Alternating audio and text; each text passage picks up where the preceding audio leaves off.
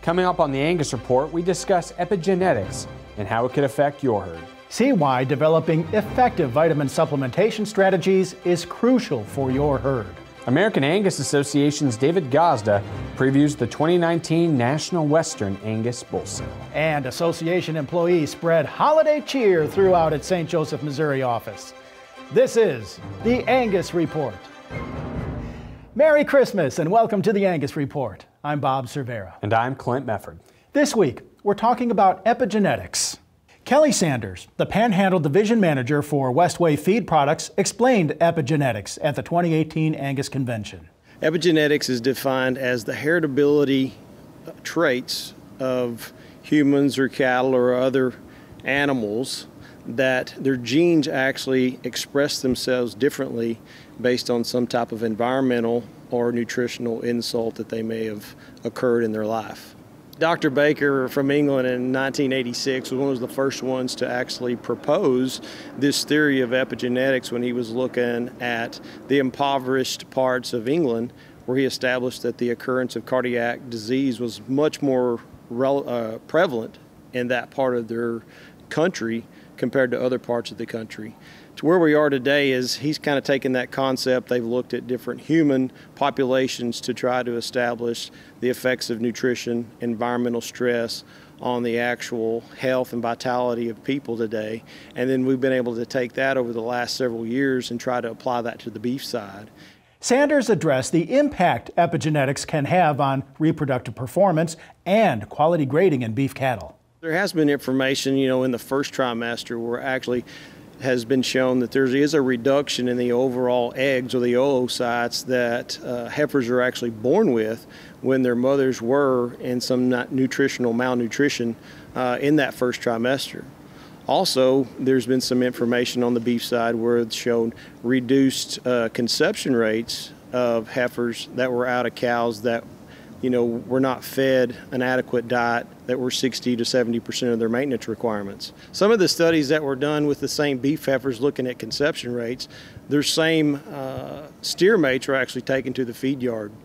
And those particular steers actually had reduced quality grades compared to their, the mates that were actually had an adequate diet. And so we could definitely have the opportunity that cattle will not grade as well and a reduced quality grade if they do have some nutritional stress, some type of environmental stress to those cows that they're out of. He told convention attendees there are ways to mitigate the effects of epigenetics. I think we already have tools in our toolbox to actually address the mitigation of these epigenetic effects. One is basically starting with a balanced nutritional program. If we go home and we know what type of forage quality we have, what type of feeds, what region of the country that we're in, and how we supplement those cattle so that we can live in that world, that body condition score range of 5 to a 6, then we're going to do a really good job maintaining the nutrition of those cows. And then we need to just manage the body condition score, watch that, observe our cows during that time frame. The other way of doing that through that I discussed was feeding cattle year round. And while that sounds maybe somewhat extreme, I think it's definitely feasible for us to do that, allowing that cow to make the adjustment to her nutritional needs based on the forage quality and quantity that's out there. One way we can do that is through some type of self-fed program, whether that's a liquid program, a tub program, or even programs that may have self-feeders in them.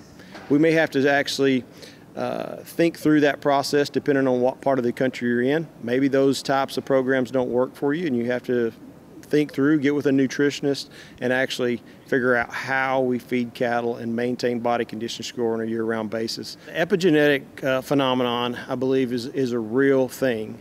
And I think the thing that we need to take away is we can manage through this. There's a lot of things that we can do, a lot of tools that we have that we can manage through this process and actually get the full expression of the genetics out of these cattle that we're trying to breed for. Contact your veterinarian to learn more about epigenetics. Vaccines, of course, are a valuable tool for cattle producers, but effective management is key to making them work. The last thing producers want is to put in time, effort, and cost to vaccinate, only for the vaccines to be rendered ineffective because of improper storage and handling. Incorrect temperature storage is one of the most common reasons for reduced efficacy in vaccines. Most vaccines should be refrigerated at 35 to 45 degrees Fahrenheit unless instructed otherwise. Refrigerator temperatures should be monitored closely because differences in refrigerator types, ages, and locations can compromise temperature consistency. Also, be conscious of how vaccines are handled at the chute. A vial that sits out for several hours might not be as effective at the end of vaccinating as it was when you began. Vaccines are living organisms, and correct temperatures should still be observed even during time of use. Always keep vaccines out of the sun because UV light kills viruses. Using clean syringes is also a crucial component of effective vaccine handling. But make sure to use hot water in place of disinfectants when you clean them. Any disinfectant residue would kill live virus vaccines and make them ineffective. Vaccines represent a large expense for cattle producers, so they should take every measure to be sure the efficacy of those vaccines is not compromised. Contact your local veterinarian for more information on vaccine storage. Jeff Heldt, the Beef Technical Services Manager at Micronutrients USA, spoke about vitamin requirements and formulations at the 2018 Feeding Quality Forum. First and foremost, from a vitamin A standpoint, and that's the one we know the most amount and the animal has the highest requirement for, good green forages have very high vitamin A levels. And so if that's a majority of the diet, the need for supplemental vitamins is probably pretty low. If I want to put a little fudge factor, I can, but for the most part, good green forages have a lot of vitamin A. And what we know based off the literature, vitamin E should follow that as well. And so pasture, silages, haylages, green hay, all would provide a pretty significant amount of vitamins for those animals. The most critical time for most animals, for calves, would be weaning. We want to make sure that ahead of that, we would have built in enough cushion for that animal to be able to have some storage and meet their daily requirement. From a cow standpoint, we're looking more of that last trimester to make sure she's had an adequate amount in her diet then. The animal does have the ability to store these fat-soluble vitamins for 3 to maybe 6 months, and so if I'm coming off a really good green program, I might be able to shorten or skimp a little bit, but make sure either in a drought or right before calving, I'm making sure I'm back at the animal's requirement or close to the animal's requirement. Heldt gave producers a few tips to evaluate their vitamin supplement strategies. So the first thing I would challenge everybody to do would be go back and read your tag, do a little quick math. What's the animal's requirement? What does my tag, either my mineral tag or my supplement tag, provide? That's the quickest, easiest thing a person can do. Then we can also start to consider my purchasing habits. Well, I talked today a little bit about storage time of feedstuffs and how they may impact vitamins. And so am I buying feed at the right time and getting the most out of it? Or should I consider some different timing and purchase strategies? Also then within those supplement packages, either mineral or feed supplements, really take a look at what mineral sources are there and how they may be negatively impacting. For example, sulfate sources of trace mineral could be really negative to vitamin stability. And so if I need to deliver vitamins, is sulfate source of trace mineral the optimum thing to do? He also noted that vitamin intake can affect an animal's marbling ability. Vitamin A is important for cell differentiation. Is the cell going to go to a fat cell or is the cell going to go to a muscle cell? And so if the vitamin A is there, more than likely it's going into a muscle cell, or the cell is going to turn into a muscle cell, less fat cells. And so if we remove the vitamin A, it appears that there's more adipocytes formed, which can then increase marbling of those animals. I think it comes back to animal welfare and animal health. Vitamins are important for a lot of different things, and we as producers and cattlemen want to make sure we're doing the right thing for our animals. And so we need those simply to make sure the body's functioning properly, the animal's growing like it should be, and we're providing a safe, wholesome product from really a sustainability and welfare standpoint. Visit micronutrients.net to learn more about vitamin and mineral formulations. Stay with us. We'll be back with more Angus Report after a break.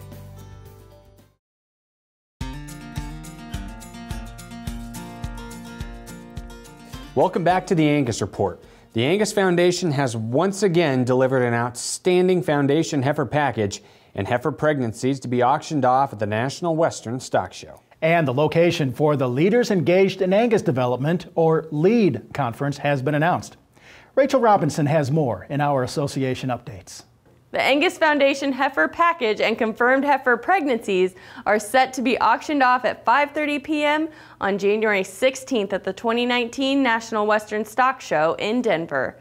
Krebs Ranch of Gordon, Nebraska donated this year's heifer, KR Queen 8213, for the Angus Foundation heifer package. The package also includes 30 days of free insurance from American Livestock Insurance Company of Geneva, Illinois, free transportation to the buyer's ranch provided by Lathrop Livestock Transportation of Dundee, Illinois, and an advanced reproductive technology package from Epigenetics of Sioux Center, Iowa. The Angus Foundation will also auction off 5 confirmed heifer pregnancies.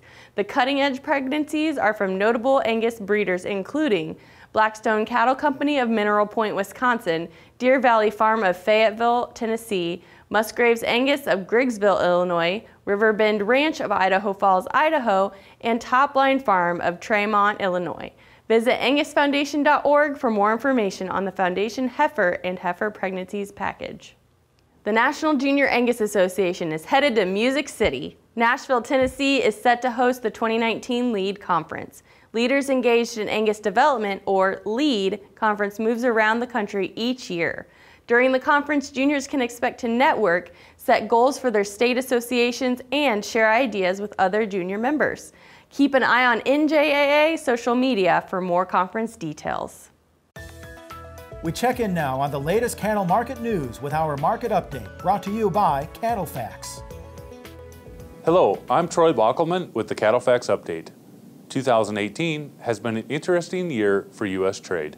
Tariffs have been announced on U.S. steel and aluminum imports, and countries have responded with retaliatory tariffs. In July, China and Mexico placed tariffs on U.S. pork. Mexico previously did not have tariffs on U.S. pork. Now the rate is at 20%. China increased the tariff from 28% to 78%. The renegotiation of NAFTA is complete and now awaiting ratification from Congress. Once the steel and aluminum import tariffs on Mexico are removed, the pork tariff in place by Mexico will drop back to zero. This will likely occur when the U.S.-Mexico-Canada trade agreement is ratified. Trade negotiations are still ongoing with China and will take more time to be resolved. In 2017, the U.S. shipped 1.8 billion pounds of pork to Mexico. This was 32% of all U.S. pork exports, equaling 7% of U.S. pork production. When combined with China, nearly 40% of 2017 pork exports are now subject to the increased tariffs. Even with the trade tensions, pork exports have performed relatively well, as decreased domestic pork prices have helped to keep shipments above year-ago levels so far in 2018. Through October, pork exports are up 5.4%, with a year-ending forecast of 4% growth when compared to 2017. Decreased shipments to China and Mexico have been offset by nearly 40% growth in the South Korean market. All in all, U.S. pork exports have performed well during this time of trade uncertainty. Switching gears to U.S. beef exports. Just like pork, nearly 40% growth in U.S. beef exports to South Korea, combined with strong demand in Japan and Mexico, will fuel U.S. beef exports to an expected 11% growth in 2018. This will be the third year in a row of U.S. beef export growth above 10%. While relatively strong growth is still expected in 2019, U.S. beef exports are expected to increase 6% as the global economic growth is expected to slow. For the Angus Report and Cattle Facts, I'm Troy Bockelman. To learn more about Cattle Facts, your leading source for beef industry market information, visit cattlefacts.com. Next on the Angus Report, the National Western Angus Bull Sale is a great place for commercial producers to locate high-quality herd sires. Stay tuned to learn about the powerful lots consigned to this year's sale in Denver.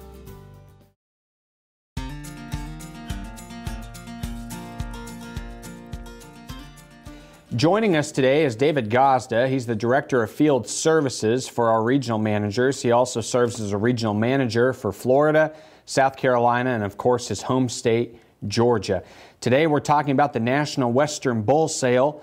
David, what is online for the Bull Sale this year? Clint, we've got, I think, a really nice set of bulls in place this year. We've got approximately 35 bulls that'll come from 30 consigners throughout the country this year. What is the big draw for Angus breeders to promote their bulls there, and why should commercial producers attend? Well, I think the draw there is just obviously from a breeder standpoint, from a seed stock producer standpoint. We've got our breed is comprised of a lot of smaller breeders that have 10, 20, 30, 40 head of cattle.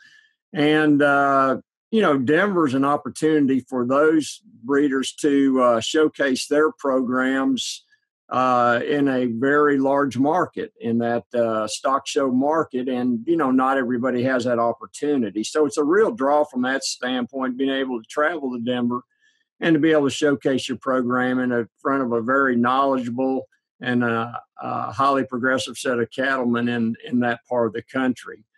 As far as the commercial cattleman goes, they've been coming to Denver to buy seed stock for several years now. And the Denver Bull Sale has always been a highlight of the stock show each year for the commercial cattlemen. Of course, the stock show itself and the Angus breed. Now, of course, those folks coming to look at the bulls will look at them phenotypically, but what EPD and other genetic requirements, thresholds are there for the bulls that are promoted in the sale? Yeah, Clint, all the bulls are required to be genomically tested, so they all have genomically enhanced EPDs. As well as that, the bulls are required to meet, at least be breed average in 5 of the 10 EPD or dollar value indexes that we identified. That would be calving ease direct, birth weight, weaning weight, yearling weight, milk, scrotal circumference, marbling, ribeye, dollar beef. So bulls have to qualify and at least breed average in 5 of those 10 EPDs or dollar value indexes. So if I'm a cattle producer and I'm interested in investing in some of the bulls from this consignment sale, who do I contact and when is the sale? The catalog is available online at the American Angus Association's website under sale catalogs. In addition, you can contact American Angus Association Events and Education Department and request a catalog there as well. The show itself will follow the open show there on the hill, and that will be Wednesday, January 16th. Our sale bull show will start at approximately 12 p.m. there in the Hill Arena. The sale itself should start around 5:30 that afternoon, and we'll start with the foundation heifer donation, which will be auctioned in, and we'll sell a few pregnancies with those proceeds benefiting the American Angus Association's foundation. And then we'll move right into the bull sale itself. So we should start, hopefully, to start the bull sale approximately 5:30 or so. Well, thank you, David, for stopping by and giving us some more information about this really, really great event at the National Western. It's our National Angus Bull Sale. Thanks, Clint. Appreciate it. Look forward to having everyone there on the 16th of January.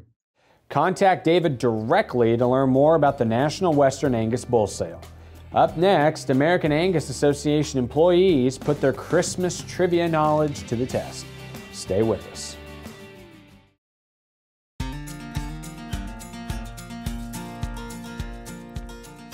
Welcome back to the Angus Report. Christmas spirit is in full swing around the association's office, and some employees had some fun testing their Christmas knowledge. Okay, hey, quick thing. Let's watch profanity. We're a family TV show, okay? Alrighty, 3, 2, 1, we're live, go. Here at Angus, we're a lot like family, so what better way to celebrate the holidays with Family Angus Food Day. Family Angus Food. First category is movies. Strange, isn't it? Each man's life touches so many other lives. When he isn't around, he leaves an awful hole, doesn't he? Alicia. What a Wonderful Life. It's a Wonderful Life. Thank you. Still on movies. You serious, Clark? Christmas Vacation. Correct. Still on movies. Merry Christmas, you filthy animal. Home Alone. Good job. Now we're on songs. Okay. I will start a line in the song and you have to finish it. Dashing through the snow in a one-horse open sleigh, over the fields we go. Laughing all the way. Alicia. Silent night, holy night. 3. All is calm. All is bright. We should each get a point. Okay, you each get a point. Frosty the Snowman was a jolly happy soul with a corncob pipe and a button nose. And 2 eyes made out of coal. Yes. Abby. Trivia. What is the most popular ornament used to place at the top of a Christmas tree? A star. Angel. Angel, yes. Tiny bits of shiny metal foil used to decorate a Christmas tree is called what? Garland. Tinsel. Wrong. Tinsel. Correct. You guys are going down quickly. You better get it together. Including Rudolph, how many reindeer led Santa's sleigh? 8. Wrong. It is 8. No, it is not, including Rudolph. 10. 9. 8 plus 9. I said 9. 8 plus 1. As a matter of fact. Back to movies. The best way to spread Christmas cheer is singing loud for all to hear. Elf. Yes.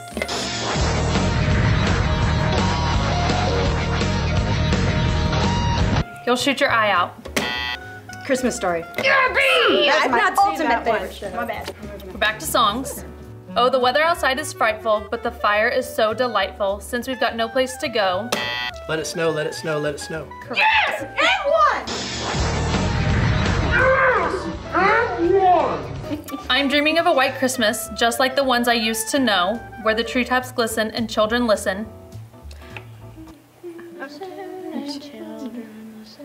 And Okay, let me sing it for I sing you. this in church all the time. I'm dreaming of a... I cannot... To hear sleigh bells in the snow. Correct. Trivia. Ready? What Christmas ballet is the most famous of all? Oh, her hand is on there first. It's because I Yes, went. She correct. took over school. What do children leave out for Santa on Christmas Eve? Milk And cookies and carrots for the Okay, reindeer. that was not you. Despite the feud we just had, we really do love each other like family, and we hope that your family has a very Merry Christmas. No. You run right into it. A very And do a Merry has, Christmas. like- Do a and then colon we know after. Despite the feud we just had, we really do love each other like family, and we hope that your family has a very Merry Christmas. Awesome. You know, Bob, we are so thankful for our employees this holiday season. They had a ton of fun doing that. They did. It was a great time. All right, and we wish you and yours a very Merry Christmas and a Happy New Year. That's all for this week's Angus Report. We'll return next week at this time for more cattle news and highlights. In the meantime, subscribe to our YouTube channel, Angus TV, for more from the association. Thanks for joining us.